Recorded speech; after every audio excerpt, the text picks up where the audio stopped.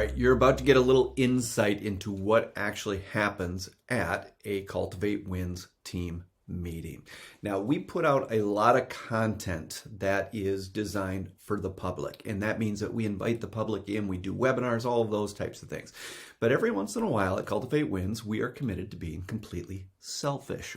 We still are trying to grow both personally and professionally, and we are fully committed to that.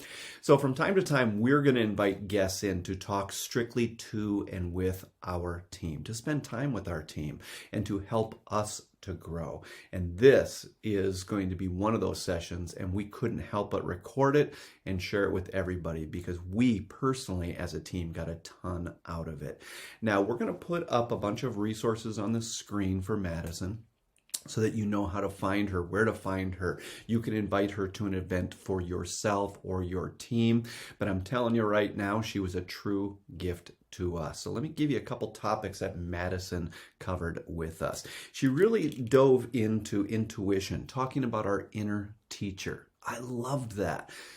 I do a lot of study and I have a lot of interest into intuition, but I haven't heard someone speak at it from a form of calling it our inner teacher. So just changing the verbiage around a little bit had an impact on me, but you'll see the impact that it had on the rest of the team as well. But intuition, inner teacher, meditation, mindfulness, yoga, she covered all of those things. Now, here's what's really special about this. Not only did Madison's time with us have an impact on us, it had such an impact on us that one of our team members, Chrissy, literally within 2 minutes of this session ending, went right into our Slack and shared with the rest of the team all of her notes. I was so blown away with her notes, and I was so grateful for her notes. I said, Chrissy, I really think you should share these notes with Madison so that she knows what value that you got from our time together. And she took it another step further. She said, what if I just create a blog on it? So she created a blog, and that's important. That's an important part of what we're offering up here in our time. If you are watching this on YouTube, go down to the description. There will be a link to the blog that includes all of Chrissy's notes.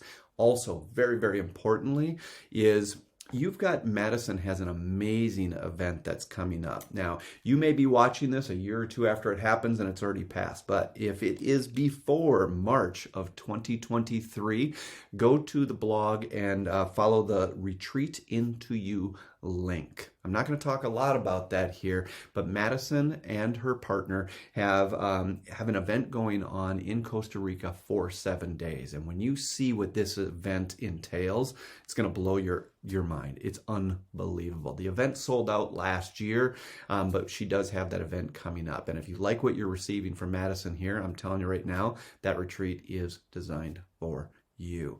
Now, if you're watching this on YouTube, go down to the description. You will see a link to the blog that includes all of Chrissy's notes and all the links to Madison. Now, the opposite of that, if you're at the blog, you will see in the blog an actual link to this YouTube video. Now, let's dive in. Madison, we are truly, truly grateful for the time that you spent with us. Tons of love, my friend. Take care. And as the intro already shared with everybody, you've got an event coming up. And I knew that event is what goes 5 to 7 days long? Yeah, it's a week long in Costa Rica. Okay. So, there's no way you didn't already have some topics planned to go over there. And I wanted some of that. Yeah. Okay. So I just asked you, what are you crazy passionate about right now that you would like to share and that you'd love to just pour out from your heart with? And we are nothing but open vessels to anything that you are willing to share today. So yay. Grateful you're here. Very, very grateful that you're here. I mean that with all my heart. So where would you like to start? Well, I mean, you mentioned the retreat, and I'd kind of like to start with why we found the need to do this retreat, because it almost seemed like everyone I was talking to, both men and women, but in particular women, because we are such caretakers, we take care of other people. And throughout the pandemic, a lot of us, men or women, but a lot of women, were stepping into that role full time, being like, yes, I'm going to do what I can to help others, and really neglecting ourselves, right? Because we tend to be good at that, especially if you're working, you have kids, you're juggling all these things, right? So the more people I talked to, I was like, none of us have sat down and asked ourselves what we want. Like nobody knows what they want anymore. And I think that there's all of this stress, one thing, we're all overworked. There's all these things buzzing in our mind 24/7, pulling us in a million different directions. So we're like, what do we do? And it's almost in a lot of ways, it feels like we're paralyzed with fear sometimes, just because we don't want to make the wrong decision or we don't have any energy left. Like we're empty. That's like, how are we supposed to find time at the end of the day to practice quote unquote self-care, and what even is self-care to every person? Because I think we've seen a lot online of self-care being like, oh yeah, self-care is you take a bubble bath and have a glass of wine and like eat some pizza. And while that is great and can be a form of self-care, I think it's not a one size fits all kind of journey. So that's really what we've been focusing on as we build out this retreat, is how can we just facilitate the journey for everyone to find out how to care and nurture and fall in love with themselves, right? Because man, self-love is hard, and it's easy to fall out of that kind of feeling with yourself, especially if you've found a lot of anxiety that has been brought up over COVID or through work stress or things like that. So yeah, that's really the purpose behind why we built it. Something that you just said that just speaks to my soul is, I guess the phrase I usually use is fatigue is real. Yeah. And when you had talked about, it's not that we don't want to have self-care for ourselves, but a lot of times by the time we're done with the day and we're done with caring for everybody else, even if we knew what was best for ourselves to take care of ourselves, we're tired. Yes. There's just fatigue. So to actually get around to it, I think it's harder than we give it credit. And we don't recognize that it's not that we don't have the intention or the desire, but by the time we get to it, we're tired. Really freaking tired. And fatigue is real. And I don't know that we talk about it enough or give it enough credit. That by the time it comes to us, we're just freaking tired. Yeah. And so I appreciate you bringing that up. Oh, no, that's great. And even like, for me, a lot before COVID, a lot of my regeneration was built around socialization, right?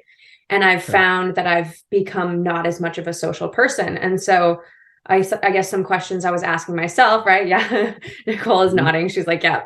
One of the questions I've been asking myself is really like, okay, well, if that's not where I'm getting that thing anymore, then where is it? Like, where is it that I'm going to find that? So I don't know if this is very unorthodox, but I actually wanted to start our talk today by spending like a minute of all of us, like in silence in our head. Maybe a little less. It can be like a little less than a minute, but I'd like everyone to, you can leave your cameras on, you can turn your eyes off if you're listening and watching, you can do whatever capacity you want. And if you have a meditation practice, I want you to step away from that and really just try to notice the thoughts that flit through your mind within this minute. And then I'd like to regroup and maybe discuss between us a little bit about what were the first things that came up, right? So everybody can just get comfy wherever you are, not too long of an activity. Close your eyes if you like. And then just take a full breath in, fill up your chest and your low belly, like a big, big, big breath.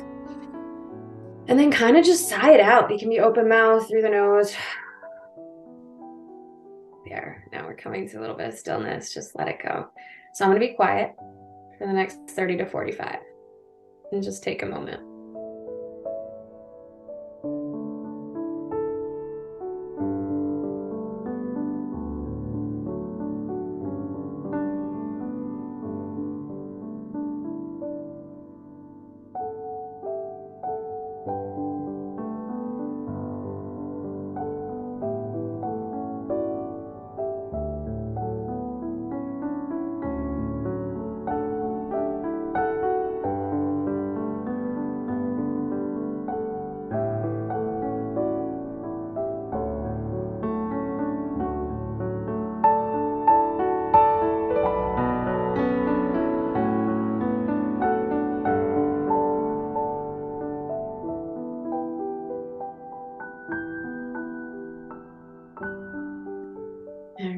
You can start to blink your eyes back open, come back to our shared space.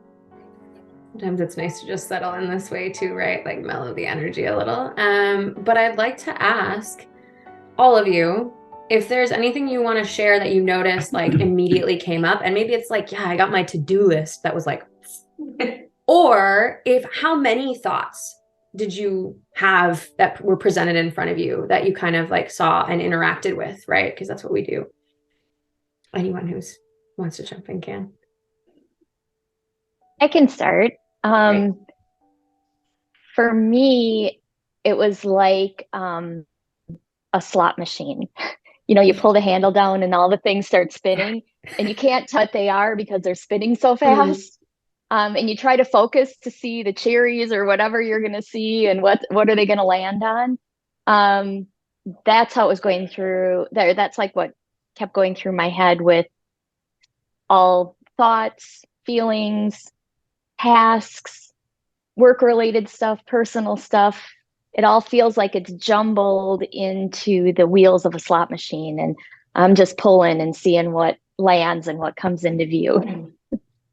That's a beautiful description. That's a great Great visual. Yeah. Mm-hmm. So for me, it started with first thinking, oh, my husband's going to hear how quiet it is, and he's going to assume that my call is over, and he's just going to come in. that drifted pretty quickly. I started thinking about my plans for the rest of the day, things that I want to do, and also after work. And then this is kind of strange. So I really, David knows this, but I really enjoy rock climbing for a lot of reasons. It's very meditative and self-care for me. Yeah. And it's also a good visualization for me, with like, not just when I'm solving a problem on the wall, but like a lot of problems in my business and in my personal life or whatever. And I have one particular problem that I'm working on that I'm going to try this evening after work. And I started actually visualizing exactly how I'm going to complete this problem at the gym, and it kind of ties into a lot of issues I'm dealing with at work, and like how I'm going to find the solution and kind of come out on top, if that makes sense. It's kind of weird. Yeah, it's great. Yeah. Awesome. Being into rock climbing, I can certainly tie the visualization between everything we're talking about. Crazy how well it works. I feel like I've analogy. Grown as a person, as a business owner, because of just the visualization aspect of that. It's wild. Anything for you, Chrissy? I can go next. At first it was like a doodle, like if you like super random thoughts jumping from one to another, and then like super funny thought, like, oh, I was trying to count the seconds. I was like, this is more than a minute and stuff like that. So, and then I thought, and then the one it might have been. I was just guessing. And then, so it was super random thoughts. And suddenly I remembered my husband, and we always have this conversation. I rarely have a break from my thoughts. And whenever I ask my husband, so what are you thinking about? He just says nothing. At first, it was like offending to me because I thought he didn't want to share. And then eventually I learned that he was really thinking of nothing. Like he has a break from his thoughts. And I was like super jealous of that. And then I tried like in the half part of the meditation to just focus on my breath. And then it was like I heard my heart beating, and that rarely happens. And then I just felt really calm until like we opened our eyes. So it was half and half. So perfect. Interesting. I love it. Dina is right with Pao. I could ask her what she's thinking, and I know now when she says nothing really, she means nothing really. And it's just it's amazing to me because I'm always yeah, my sequence was 3-part, and I got to the third one almost instantly, which is really funny to me because the first two happened so quickly. The first one, those that can't see it on camera, our baby squirrel just was not going to not be held during this. She let me know that. And so I don't know why I immediately thought I envisioned her doing exactly what we're doing. So I went through her. I immediately then went to transition to gratitude. I immediately, all of a sudden, my heart just filled with gratitude because that exercise of self-care is something I worked years and years and years on. And it's now less of an effort. It's more of just who I am. It's just part of what I do. It's hard to explain, but it's what I embody to a certain extent. And so I just all of a sudden kind of welled up, like this warmth all of a sudden came up through my chest of just gratitude. And then it immediately went to, is there anybody that I'm ignoring that that they're struggling with that is there anything that I could be to be a better human for them? Does Dina struggle in any way? And I'm not asking the right questions, not giving her the right space. Is there someone else? Who do I need to be as a human, whether it's silent or whether it's asking a question that prompts them to take another step? So that's kind of the sequence I went through real quick. And that's gorgeous. I think we have so many awesome examples here of what I really want to focus on, which is both we have like our monkey mind, right? The slot machine, just thinking. And as someone, so I struggled with anxiety. I still struggle. I think it's okay to say that, you know, when I was younger, it was much more of a struggle. And now through yoga and meditation and all these things I've learned, and I know a lot more about it, so it's much easier. But I also equate this monkey mind is often the source of anxiety, right? Because it just loves to think. And we need it to, you know, we need it to think about things. But I feel like a lot of times it's working in overdrive, right? And so when you have the slot machine example where it's just thoughts that are funneling so quickly you can't even grasp onto one, right? Or we had like Chrissy had a definite break at the end where she was able to feel her heartbeat and finally settle down. But in the beginning, we have that monkey mind, right? So this example where in the first bit of trying to slow down, where we're sitting for a moment and thinking, that's where we are all day. Unless we make active effort to actually step into a different part of our mind, I'd like to say, or an absence of thinking, we're just running 24/7. So it kind of comes back to the thing, like, why are we so tired? We're tired because we don't stop. And when we have this narrative that continues over and over and over, it's exhausting. And so we have then on the other side of this, and like I think I mentioned to David, we can call it intuition, your intuition, right? But I really like to think of it also as like my inner teacher, because in a way, you have like within this silence, when you make silence, you're able to give way to intuition or your inner teacher. And by using the phrase inner teacher, it makes me feel more empowered, because it makes me feel like that's my inner teacher in me, in the back of my head. When I can stop thinking and allow my intuition to come to the front, that's my own personal power, right? It's not just something out in the universe that's telling me where to go and what to do. So I guess to expand on the idea of a little inner teacher a little bit, or our intuition, I would like to like think about some qualities that maybe some teachers that you have tend to present. And we could go to David and we could say, you know, I think one of the things is that they're genuinely loving and open and approach you without judgment, right? Which we so rarely do for ourselves, especially in our monkey mind, right? We're like, oh, I shouldn't have done that. Oh, I said that dumb thing. That was so embarrassing. So I guess, does anyone have any other qualities that they can think of, someone who helped them and how they present to you? I would say it just happens to be two people that I love dearly, lost both, that just had a huge influence on me. And that was my aunt. My aunt was a breath of life teacher. She's the one that introduced meditation to me and everything. And it was seeing that peace and love. I could introduce any one of you to her when she was here, and you would swear you're her favorite human in the whole world, and you're the only person in the room. Oh my gosh, the level of admiration I had for watching that and knowing how authentic it was. I wanted to embody that, you know, and I've never thought of myself as anything unique, special, or anything like that. But my sister, I could be anywhere and she'd show up and she'd just like present me like I was on, you know, I mean, she'd just, and I'm like, gosh, I don't deserve this, but I knew she was coming from a place of love. It's just those people that really, their level of authenticity of love and connection is so strong. It almost seems like that can't be real, but you know, it's the most real thing you've ever experienced and seen. Mm-hmm. Yeah.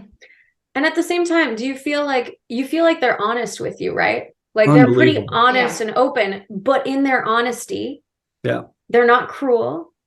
No. But they're approaching it with that loving kindness, right? And so like we could, if we had time, we could pull out a journal and you could list all the qualities of these people.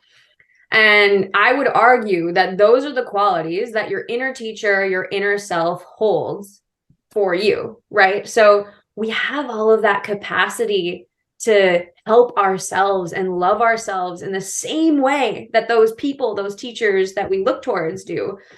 But oftentimes we're not listening, right? Or we can't hear them because we are just fatigued and we're exhausted and our inner teacher could be yelling, but they just couldn't be heard that well. And so I think that when we start to do this, and we'll get into like ways that we can do more of this listening, but when we start to do this, it not only allows us to live a life that's more fulfilling, successful, but it flows into all areas of who we are as a human, our business, our relationships. And it sounds so easy, right? Oh, I'm going to listen to my inner teacher and then they're going to tell me exactly what to do. But I think you all have definitely experienced this in some capacity many times in your life, whether you might realize it or not. And maybe even recently without you knowing. So when I was, let's see, how long ago, how many years are we going back? It was about 6 years ago, I was working at a marketing firm in Chicago. And it was the whole thing of high heels, briefcase. As a woman, I was challenged, let's say, and I worked, probably 50 hours a week. I took the bus there and back. And long story short, I was miserable. I hated everything. I hated my life. And I remember looking out the window at the office and being like, this can't be it, right? Like, this can't be all that life is going to offer me. And yet I was still trudging day in and day out until one day I went to yoga, because yoga was my savior. I was like, if I can just make it to yoga at 5 p.m., I'll be able to like keep pushing, right? I went to a yoga class and the girl at the front of the class, the teacher, was talking about how she's like, oh, I'm off to lead this retreat in Colorado. So I'll see you in like a month. And I was filled with this feeling of, and I'm a little ashamed to say it, but it was like rage, pure rage and jealousy. Because I was like, why does she get that and I don't? Yeah. Like, why? And like, still, this was my monkey mind. Like, why can't I have that? Why me? Poor me, all of these things.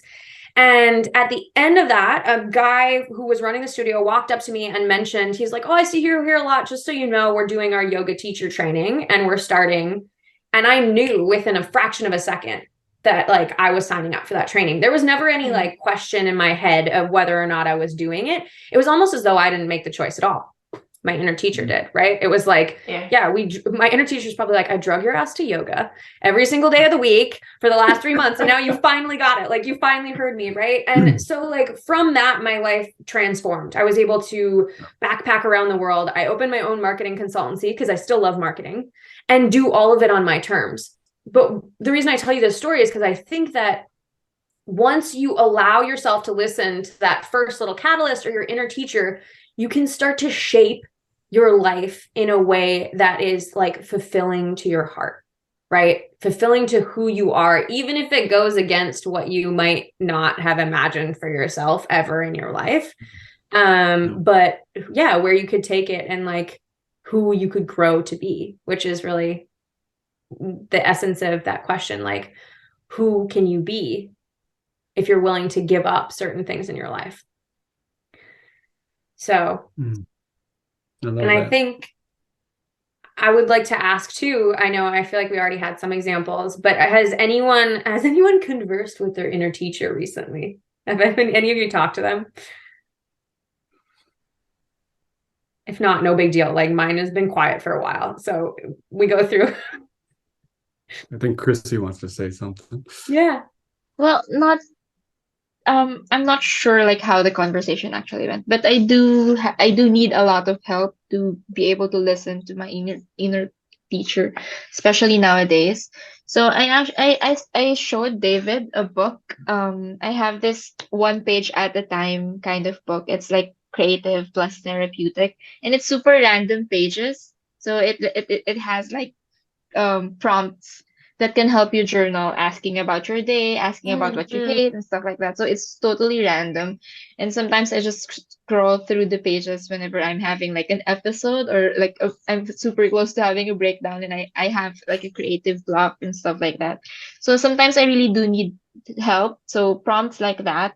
And then eventually I somehow hear whispers of the inner teacher saying that, okay, so just breathe in, and then these are some of the things that you can do. And most of the time, I when I like take a nap, it totally helps.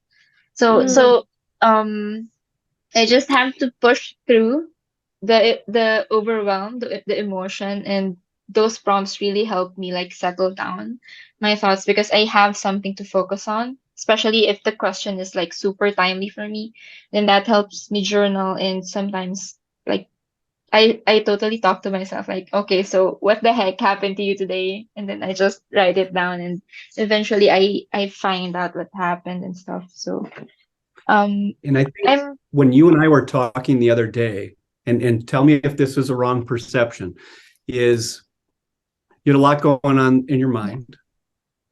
You were going through a lot.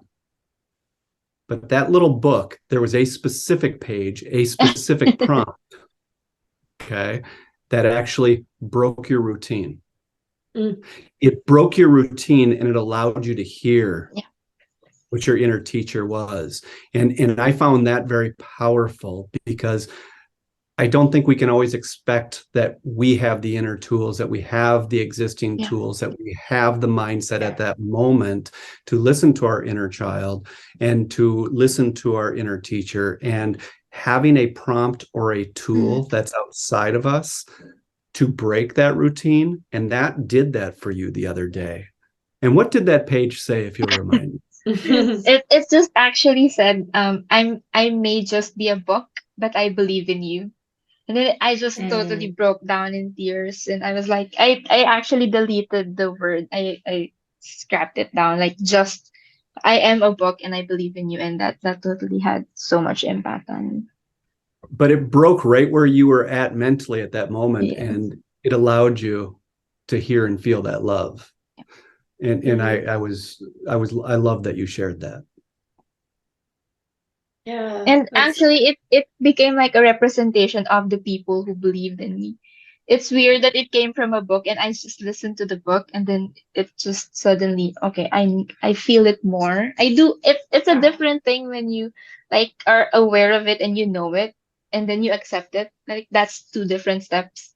And I guess the book just helped me bridge over to the better step, which actually helped me accept the belief and the love that people have for me. So. Yeah, that's gorgeous. And I completely agree with what David is saying.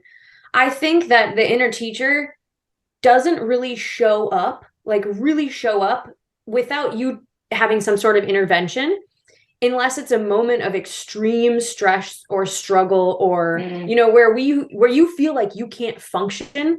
I think the inner teacher steps in and is like, I got you, one foot in front of the other. When you experience loss, grief, these things that are just so, I can't move my body, I think that's when the inner teacher really takes over and takes care of you. However, there are plenty of times, like you were saying, where you're like, I feel like I'm gonna have a breakdown, I'm stressed. And you need to access that comfort, that guidance, and have that trust. And like, when you think about it, when we think about the teachers, we also place a lot of trust in our teacher, right? We trust them. We trust their guidance. And so to be able to do that with your own heart and trust, like, I can put one foot in front of the other. I can find and build what I'm trying to build. That is exactly why we need the intervention of books or tools or ways to access this, because yeah, otherwise we have, and it's so funny that this monkey mind, I almost think of it as like, we have our sight and the world is coming in through our eyeballs, right? And in the very front of that, this imaginary picture I'm drawing is your monkey mind. And it's so busy, it tries to catch everything, right? It's trying to just like catch it and throw it back out. And behind that, in the back, is where you have your inner teacher, but it has to get past the monkey mind. The monkey mind has to completely allow the communication to come both ways in order for you to project that back out into the world. So then you're like, okay, great. Sounds great in theory. And I think that when I first started working with this, I also struggled because I hoped it would be something that would happen all the time, right? Okay, so I just master this, like, especially if you're type A, like you're just going to kick this thing's ass and figure out how to do it, right? Turns out that's not exactly like the concept or the way to do it. And the way is so much more through softening and allowing yourself just peace and time and stillness. And I am not, guys don't know me super well, but like my yoga journey was like power yoga, Ashtanga. Like I love stuff that tortures me because it makes my brain shut up, right? When I'm so miserable that I can barely breathe, my brain can't think. So that was kind of my way into yoga. And then I started to realize as I kept practicing and I found the most meaningful parts in meditation, in stillness at the end of Shavasana, that I was like, oh no, I need to be placing more value, not on beating my body up and trying to fit it into the perfect pose, and more about like, how can I open up through here? And how can I use my yoga practice, even if it is a hard one, to facilitate finding and connecting with my inner teacher instead of making the physical asana like the whole thing.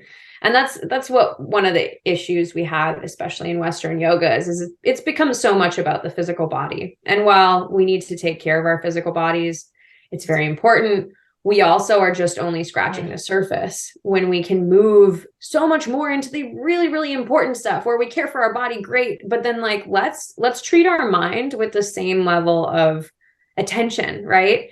Because when you do, you are like, oh my gosh, all this stuff was in here, just like waiting for me to discover it. I wanted to ask one other question before we moved on to like different ways to do this. And Nicole, you had mentioned like a similar story to me, right? You were like working your job, you were miserable as hell, and you were like, I'm out. How did that happen? Like what was the catalyst for you leaving? It was a few things. It was just a really uncomfortable situation with my boss at the time. Basically, I realized that I was not valued at all in any way, shape, or form. I was in a recording studio, and there was like a stain on the carpet in one of the studios that had been there like since before I started working there. And the studio owner had these big name clients coming in, and he was freaking out about the spot on the floor, and he didn't believe me when I told him. I was like, that's always been there. It's been there like since before me. I've been here for like a year. And he's like, I don't care. I don't give an F. I want you on your hands and knees scrubbing that spot on the floor with a toothbrush, and I want my clients to see you so that they know that you work for me. And I was just like, okay. And I did it. I was on my hands and knees when those clients came through, and they saw me scrubbing the floor with the toothbrush. And it was like shortly after that I was just like reflecting back on like how bad that made me feel, and like just how undervalued. I was like, here I have like a bachelor's degree, like I'm pretty okay at this, like I know what I'm doing. And like in addition to that, like the studio owner, he was not a good person. And he was the kind of person who would like make fun of overweight people, make fun of like homeless people. Like he was just genuinely not a good person. I'm like, why am I like, what is it doing to me as a person that I am spending so much time around him? Like, how is this having a negative impact on me? So yeah, I mean, I was like 22 years old, and I just knew that I was like, there's no way this is healthy. Like I knew I had enough intuition at that point to recognize that I had to get myself out of that situation. Like it was just not good. Yeah, and that's great. That's another great, I like how you described it too, because you said you just like, you felt like Because often I think people they're like, oh, I'm talking to my inner teacher, so it's going to like talk, right? Like I'll hear it. And often it's that ache, right? That knowing, that deep knowing in your body that something is not wrong, or on the opposite side, that you're craving something, right? And it might start as a little like poke, and you're like, no, it's fine. Something doesn't feel right here. Yeah. You're like, wait, maybe I'll see what ends up happening. And then you're like, then the poke becomes like a bigger nudge. And in these moments where you had this, you had this experience that was horrible and demeaning, and you just realize like your worth, your own worth, right? Yeah. And so to have things push us to that instance where we can have like the inner teacher take over is also like beautiful. And again, I say, the inner teacher being like, that was you made that decision because you're tough and you knew what you did. So I think in a way too, it can help us to reflect on times where we've done that already. Yeah. We've all put ourselves and pulled ourselves out of situations or done things that were like giant leaps of faith, where you just like, you had no idea how it was going to turn out, and you chose to do it anyway and take that risk, and the risk was like rewarded, right? But if you look back, you might be able to then see that like, not only was that risk rewarded, but like you knew it was coming for a while. Like you kind of knew. And then it wasn't as much of a surprise when you look back on it. You were like, oh yeah, I was on the verge of doing that for like 2 years type of thing. So learning from that, that's just awesome. I think it's super cool. I would love to meet everyone's inner teachers, but they're a little quiet. And something I appreciate that just came up also that you had brought up. You said access your inner teacher through intervention via tools possibly, but you also mentioned something, I don't know, it's just a word that's speaking to me as you shared it, softening. Softening.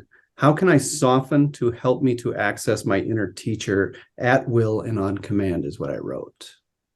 Yeah. That's a great way to think of it. I didn't even know I said that. So you were talking about sometimes we can access our inner teacher through softening. And but you've also shared that, some of us accessed it through, I'm going to say trauma. During times of trauma, loss, whatever we want to call it. I'm going to label it trauma. But the deal is, but you also said softening. Yeah. Accessing it through softening. And I'm going to be sitting on that for a little while. Well, I would like to expand on that, and maybe it'll make a little bit more sense. But I also think in these times of trauma and struggle, we do soften. We are so pushed to a point where we can no longer fight. We can no longer battle against the walls of our monkey mind. We can no longer, like, the situation is so much that for a moment we are able to just relinquish control, which is really what this is all about, right? Letting go of control. So we relinquish the control and we let in here take over. And it's a physical softening as much as it is mental. And maybe we can think on it more and see if that rings true to you. I think that's so true. Kind of in the throes of this grief journey, I have many times, oftentimes many times a day, just been paralyzed. And it's in those moments where I feel like I can't take a step forward, like I have nothing, that something in me is softened and gentle and compassionate and kind. And it's that allows me to breathe and take a step forward. Yeah, just one more step, right? I appreciate the word soften coming up too, because I think that sometimes there may be something we've experienced, but we haven't put a word to it. And that just blesses us to have a word to relate to. And working through it and experiencing the inner teacher through trauma during tough times and everything else like that.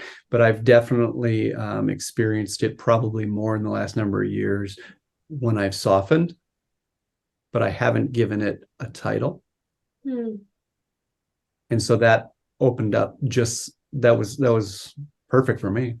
Oh, that's great.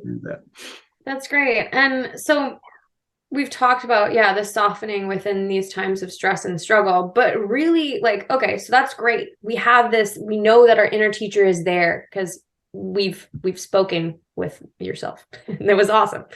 But how do we do this on even a daily basis? How can we engage with our inner teacher and allow it to just improve our life, right? Like, and in a way that's like, oh, hello, old friend, how are you doing today? Like, and just stepping into that without the times of struggle, because the inner teacher is there right before a big meeting, or, when you wake up in the morning, or and just waiting to kind of provide you with this intuition and this guidance, right?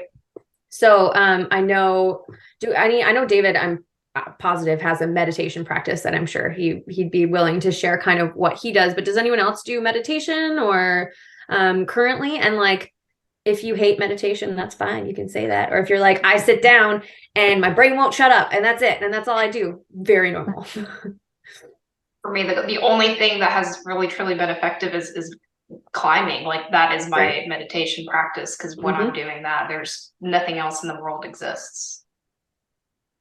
Yeah. And I mean, it's amazing because, exercise, but in particular, my sister's a rock climber. So I'm very familiar with like what you're talking about. The puzzles that are solved and the movement itself is very meditative. Just how you move your hand and everything is with purpose, right?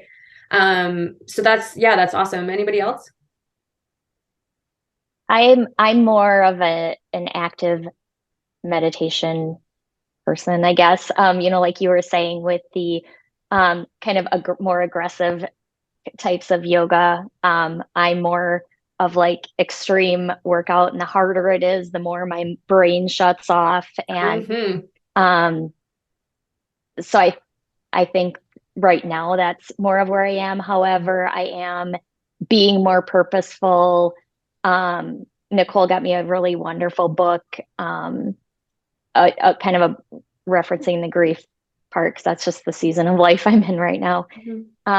And I've been using that as a journal prompt, and really taking the time to read through each day, reread through the days, and just really spend time with the thoughts and the feelings. Mostly because I don't know what else to do. Yeah, that's great. So I think that's been super helpful, but by and large, I'm more like, give me stuff to smash and get me as physically moving as possible. So just quiet things. Yeah. A big part of my meditation practice, what has worked really well for me is, and we're all just different, but I know myself well enough to know that I'm different from moment to moment. And because of that, my routine is to be honest with myself that no one meditation is going to be my answer at all times. That has been more of my formula. And so I'm a geek through and through. So I will study every form of meditation and try to learn as much about them and practice them as possible. And really what I'm trying to do is I'm just trying to build up my tool belt so that what is going to bring real value to me at that moment is accessible to me. Yeah. And so to talk about one meditation practice, I do have one that's more of a default, that is just a 3-breath meditation process, because I can do it at will and on command anywhere I am with my eyes open, regardless of the situation I'm in. I don't find a lot of value in a meditation practice for me personally, that only brings me value on the cushion. I need a meditation practice that I can access at will and on command when the situation where it brings the most value to me when I'm in my toughest situation. So it has to be a practice that I can take off the cushion. So that's a little about my meditation practice. It has to have that ability to have that flexibility for me. Yeah. And I don't think that I get that by accident. I have to be willing to work at it. I have to be willing to practice it. I have to be willing to study it, be willing to open up to it. And so I'm just trying to build up a good tool belt. Which is perfect, David, like perfect, because I think that so many people equate meditation to, I'm going to sit here with my legs crossed. First of all, most people can't sit there with their legs crossed for any longer than like a couple minutes. It's super uncomfortable. So that's half the battle right there, is they're trying to sit down. And then they just try to sit there and they're like, okay, I'm trying not to think. That's my goal. I'm just trying to like get my brain to shut up. And I'm completely with you in that my meditation practice will change from day to day, depending on my needs. So my goal today that I want to talk to you guys about is to give you a few different options to pull from. And I'm sure David can jump in too, because there are so many ways, like rock climbing, amazing. So like yoga was my meditation forever. However, I do sometimes feel that really active meditation that makes you think about, okay, where am I going next? How am I moving my body? What am I doing? Can sometimes be a place of stillness and peace, but not necessarily a place of working through problems. And I say that with a caveat, because sometimes you might have this moment where you're like, oh, this applies to everything. And I figured it out and I'm working on it right here. But other times I almost feel like you need true focus and stillness of the mind on only this one thing, right? Mm-hmm. Instead of trying to multitask and being like, I'm working on finding my inner teacher through yoga, like movement, through running, through whatever, we're going to try and pull back on that, so you're only focusing on the one thing. That being said, first, I want to discuss some ways that you can still have movement and still do meditation, because I think those are easy first, and that's easier for people to do in the beginning. Yeah. Because like you said, it's so progressive. So I went to a 5-day silent meditation retreat in Valencia last summer. Prior to that, my meditation practice was pretty not existent. I didn't do that much. I did yoga. That was my movement meditation, right? I love to lift weights. That was my meditation. So I get there and they're like, all right, we're going to be silent starting this evening. And then we don't talk for 5 days. And we're going to meditating for like 4 to 5 hours a day. Mm-hmm. I was like, what did I do to myself? Because I need to like move and run. I'm like a gazelle. I have to be free. And the first 2 days were hell. It was so hard. And I was like, I needed to be doing. I had this thing where I was like, I need to be doing something. I'm wasting time. I'm not being productive. Maybe I should go for a run. And this thing where I like couldn't sit for the first 2 days. And then by the last day, I was sitting and looking out. I would just sit there. It's funny to think of even now. For like 2 hours straight, I would literally just sit and look at the landscape in front of me with no to-do list, because I didn't have any, right? Nothing to do. I'm at a retreat and nothing else clouding my mind. And I think that once I was able to break through the movement and fully come to stillness was when I was able to make the full large connection. However, like that's not always attainable to me, especially some days it's never attainable. So having these places of movement to build up to, like physical activity to start, are great. I also find that some people, like my sister, for example, loves to cook and bake. And she says that baking is a very meditative place for her, right? If she can just do that and only focus on creating something or painting or all of these activities that are basically, like, I like to say, like gateways in to finding more stillness. So if you have trouble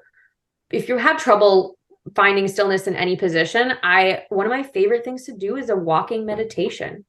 Yep. Where you just come to a place, and like it's getting colder now for some of us, so being barefoot outside might not be as possible, but walking and just being like, you've got 30 minutes to go for a walk, say you only have 15 minutes, whatever, you put it on a time schedule, and all you're going to do is walk at a very slow pace and just feel the feeling of your breath and your feet on the ground, and just trying to feel what it feels like to walk, to get reacquainted with your body. And I say that also being like, when I say slow, I mean slow, because I'm a power walker. I like to move too fast, and just like allowing yourself to feel through the heel, the midfoot, ball of the foot, the toe, every step, and getting closer to that every single time. I think I think it can be magic. And similarly, swimming is another one that you could also kind of incorporate that into if you're swimming in a space that you know is really safe, and going through the swimming movement, not to see how fast you can do it, but just to feel the rhythm of your own breath and the rhythm of your heartbeat, right? And just allowing, again, that softening into activities that normally we just bustle through. One example I used with David too was that I mentioned in one of our earlier calls is picking a mindful meditative moment once a day where you are truly going to be present in the situation. And one of my favorite ones is brushing my teeth. Because like what? You brush your teeth for a couple minutes, right? And as you do it, you're like, okay, I'm brushing here. I feel this molar. I'm incredibly present. You like spit and you can be like, that was weird. The feeling of spitting is interesting, right? And like, just get super in touch with moving and being present of your body. Anything that you pick, watering plants and just looking and marveling at all of the things in your plants. This sounds so hippie, but it like seriously works. And so once you can kind of take these little moments, right? Because I find that when we want to make a change and we want to talk to our inner teacher, say, or we want to do something, we tend to take on too much at once. So if we are doing a softening practice, as we're using this word, then you also need to allow yourself softness as you bring it into your life. It's not something to be attacked, as we tend to, I'm going to meditate for 15, 30 minutes a day and I'm going to sit here. No, like opposite. How can I bring this into my life in moments and opportunities that really work for me? And where can I bring them in? So similarly, we also like, I think that if you like physical activity, we have yoga nidra and yin, which I'm not sure if you guys are familiar. I'll give you a quick rundown in case you're not. Your yin yoga practice is typically you hold poses for 2 to 4 minutes. It's dark, there's nice music, and you're really focusing on just breathing and holding a pose. And they're not power poses. They're, you're going to be moving passively into these poses. It's all about a passive stretch, right? So if you can do that with passivity, then you can do everything in your mind. You allow that passivity to translate there as well.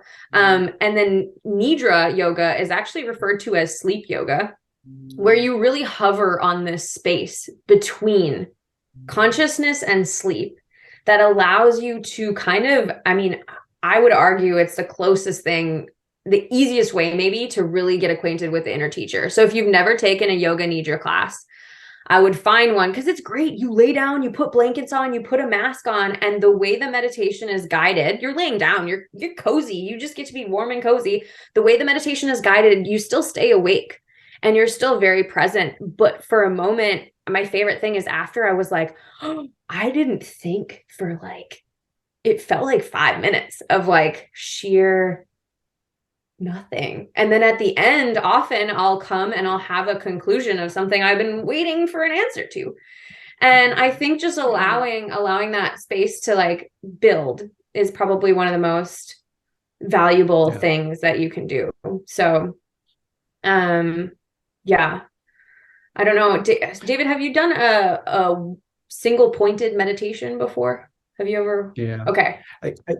I have to say that I love that you're listing out a bunch of them, whether it's walking, meditation, swimming, brushing teeth, watering plants, nidra, yin, because the reason why that just speaks to me so much is due to the fact that, once again, where you are at that moment, how many things do you have on your tool belt that are accessible to you?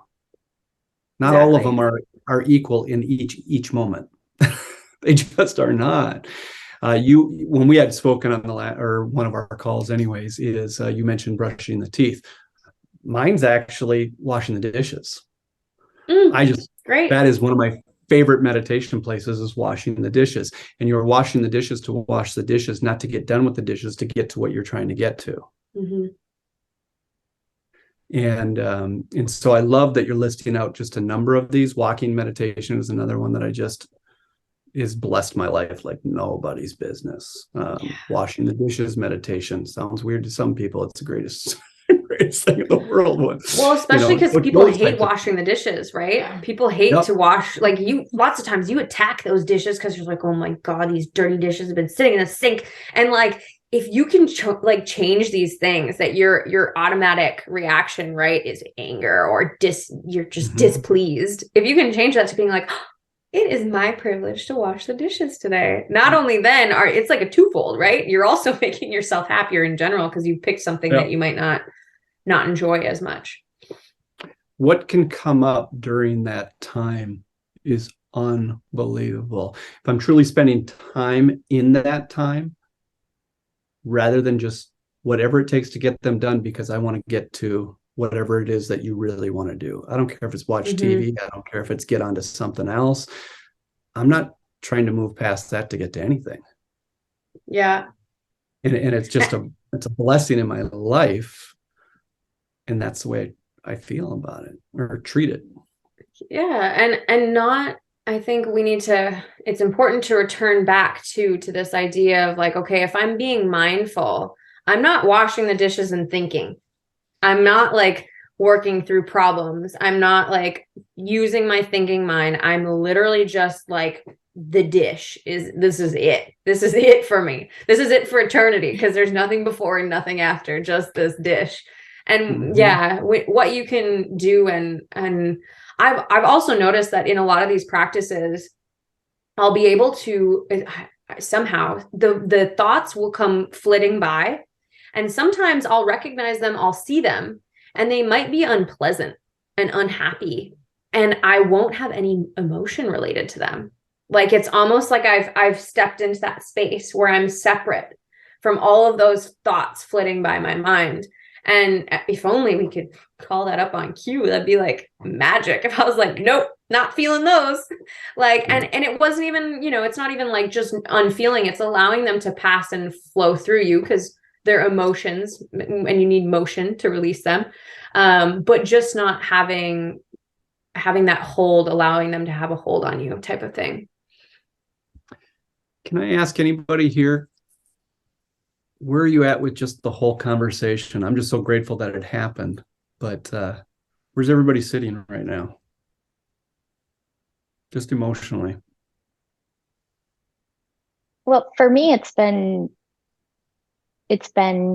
healing to a certain degree, right? And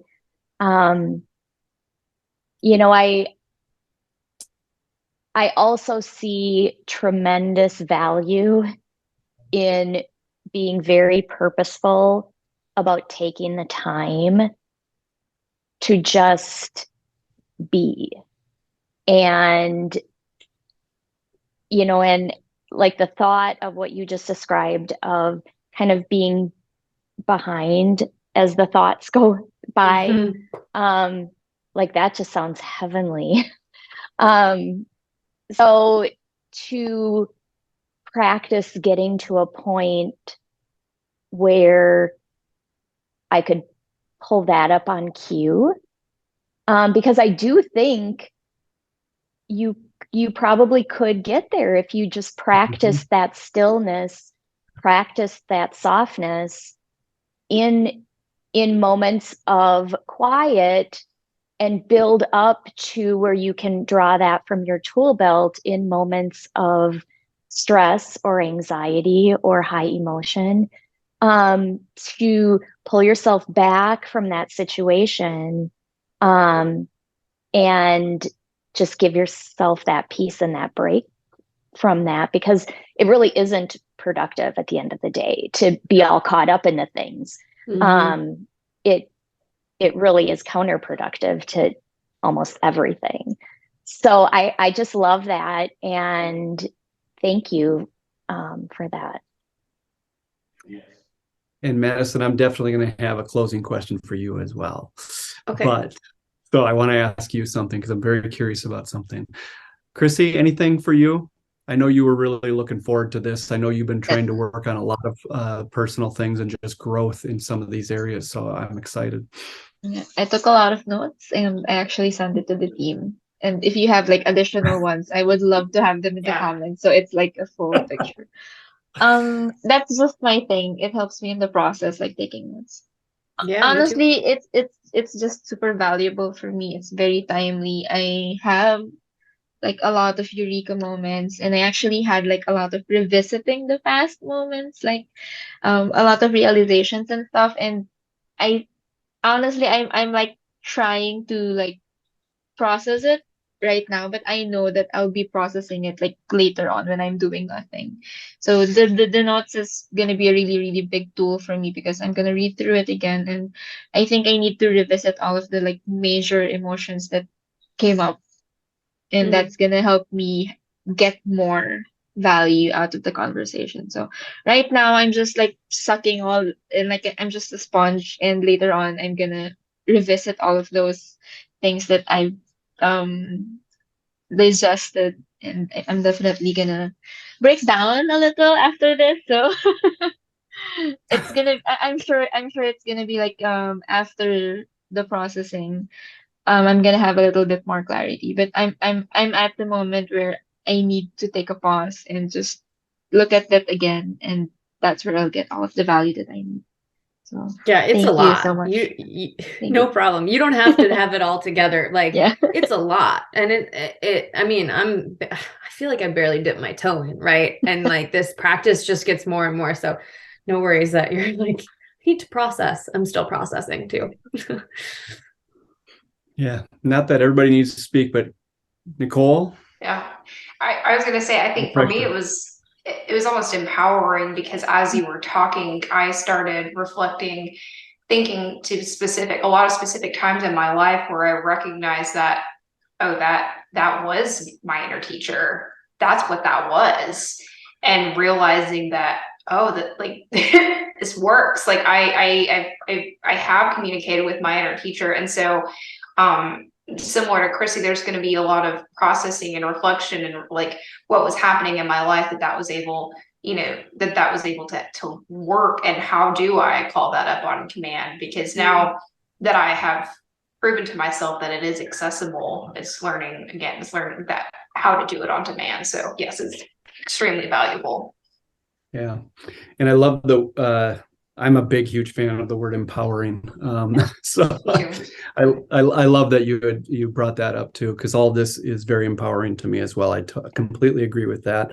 I love that fatigue came up. I love that intuition came up. I love that accessing it and using other tools, softening, all of those things had just huge spoke to me.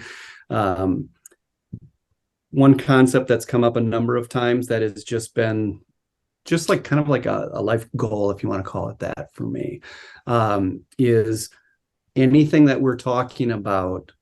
It's what would that look like if I could do it, and what would it take? Because it takes something from me. I have to be willing to put in the work.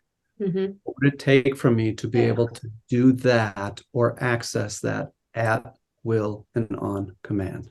At will and on command. I repeat that to myself. I don't know how many thousands of times. It's always about at will and on command. That's the level of, I don't even want to use mastery on this particular topic, but in our industry, it's a common word, drives me nuts. As I don't know that we get to mastery per se, but I want to know these areas, and I want to hear from other people what has been working for them, and I can't wait to practice them and dive into them and study them so I can have access to those tools at will and on command when they could bring the most value to me or those that are around me, because it's not always about me, as far as I'm concerned. Me being my best version of myself when I'm around my spouse is me taking care of my spouse. It's not just about me. So I really appreciate that. So if you don't mind, Madison, to close us out, I have a question for you about your retreat. Oh, okay, great. Hopefully I know the answer. You're pouring into us. You're pouring into us. You're pouring into this. Okay. This is an hour. We're talking 5 to 7 day retreat. Do you leave invigorated? Do you leave fatigued? What is it about you? Where do you live in that moment? Is it all of it? What is that retreat? How do you move through it? When you walk away from it, where are you? What are you expecting, or what have you experienced in the past with your retreats? That's a beautiful question. And it's probably one of my favorite things actually about leading a retreat or even being in this space. So when my inner teacher told me, you're going to take a yoga teacher training, it was really my inner teacher like leading me towards my dharma or like the meaning of my life. Because like a conversation like this, I'm going to get done and I will be absolutely like buzzing. Like, and a 7-day retreat, it's yes, absolutely. You're exhausted, you're holding space, you're tired because you're giving. But at the same time, it is absolutely the most rewarding, beautiful thing in the world to watch other people, you know, discover what they want and who they are, and to just hold space for them is really a privilege. So, I mean, it's absolutely amazing. And as I also practice self-care. So after the retreat, I always book myself a week vacation. So then afterwards, I enjoy my own time, my own meditation, and it's all about like having that balance, right? So, but yeah, that's 100% one of my I needed to hear that last part. I needed to hear that last part. The vacation. Because I can go into something and I can serve, and that feeds my soul like nobody's business. But it's rare after I have fed my soul in that way that I'm aware enough to go, okay, but I need to plan some time away after that as well. That was I loved hearing that you're doing that. That's really, really, really good. Yeah, there's and like there's lots of processing on everyone's end, right? You have this shared experience, this shared journey. So allowing myself that space to like reprocess. And then you know what happens is like halfway through that vacay, I'm like, okay, next retreat, we're gonna do but it's all good. So that's freaking brilliant. I love that. I love that. And Chrissy's going to end the recording in a couple minutes and we'll all say goodbye to each other. But first of all, Madison, thank you. And thank you for holding this space for us. Gosh dang it. I started almost crying and now I want to cry again. What is wrong with me? So, but I also want to thank Chrissy. Chrissy does an amazing job to make sure that the beautiful things that we get to experience that others get to as well. And so thank you. I know you're going to do some editing on this, Chrissy, and get it posted and shared for everybody. And I'm grateful for you. Really, really, really grateful. Really grateful that Squirrel is like, is it over? Let's go. Let's go. She's starting to get rambunctious. But tons of love to everybody. Thank you. Thank you. Thank you. Thank you so much. Thank you. Have an awesome week, guys.